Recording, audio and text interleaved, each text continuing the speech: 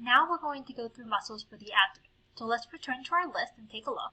So we're on the second page of our muscle list, and we're going to look at muscles that move the abdomen. So we'll go through these 4 muscles here, plus these 2 structures here that are not muscle.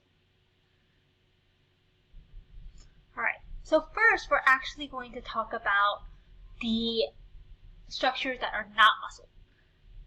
We have the aponeurosis of the external oblique. So that's this broad connective tissue right here. Remember, aponeurosis is a broad, flat connective tissue that connects, for instance, muscle to muscle or muscle to bone. So the aponeurosis of the external oblique is very superficial. You see it here on the right side. The reason why you don't see it on the left side is, notice the model, the left side is deeper than the right. And the reason why you know it's deeper is you can actually see the bones here. So remember, you see bone is deep. So they removed the aponeurosis to show you the muscle underneath. The right side of this model is superficial.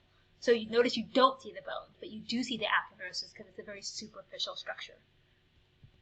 The next structure I want to show you is the linea alba. Linea stands for line and alba stands for white. So it's basically the white line of connective tissue that goes straight down your midline right here. Now, notice both of these on your list do not have origins, insertions, and actions. And that's because they're not muscles. Again, they're connective tissues, so they don't actually move, but they're points of attachment. So let's look at the muscles now and see how they can actually attach to these structures. So we're going to look at muscles for the abdomen. And you'll notice you have 4 layers of muscles for the abdomen. And here's why it's so important that you have many layers. Feel your abdomen right now. Do you feel any bone? No. You actually have no skeleton over your abdomen. So therefore, you don't have any bones protecting all of those vital visceral organs in your abdomen. All you have are these layers of muscles, which is why you want to have 4 layers. And in fact, you should probably work them out a little bit and make them strong. So let's start off with one of the first muscles, your 6-pack. So do you have a 6-pack?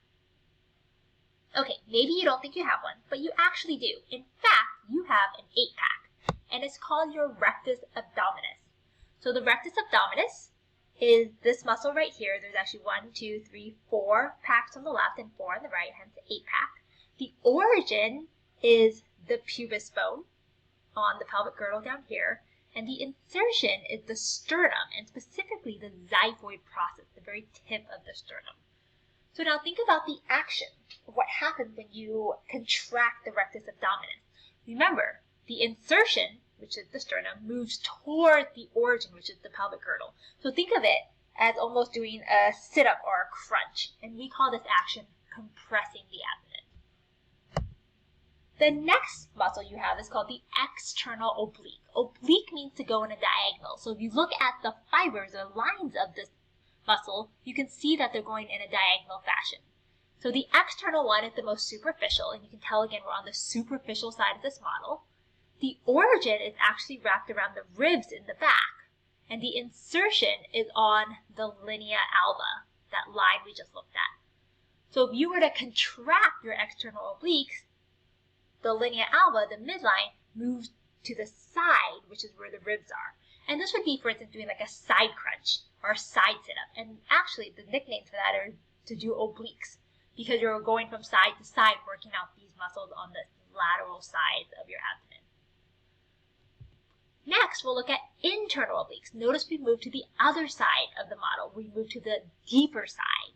And for the internal obliques, again, the fibers or the direction of the lines is in a diagonal.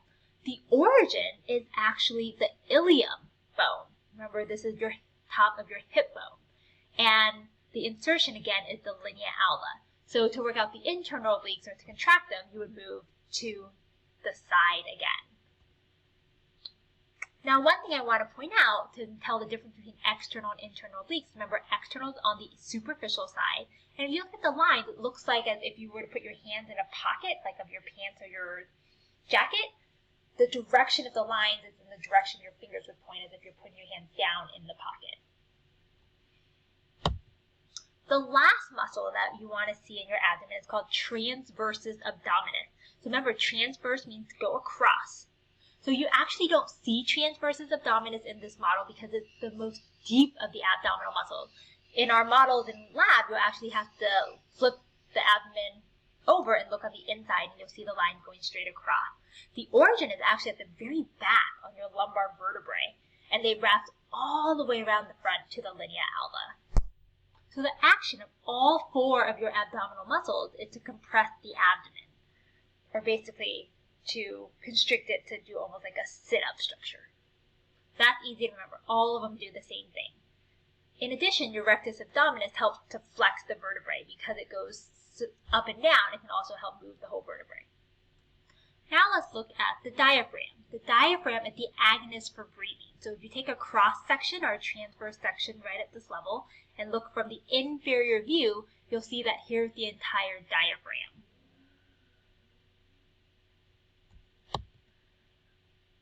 One thing I want to point out is a concept called a hernia. So you might have heard of it. They are very painful.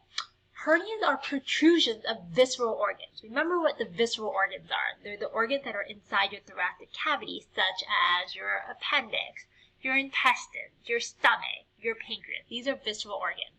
Hernias are when these visceral organs protrude through the abdominal wall due to high pressure in the abdominal cavity.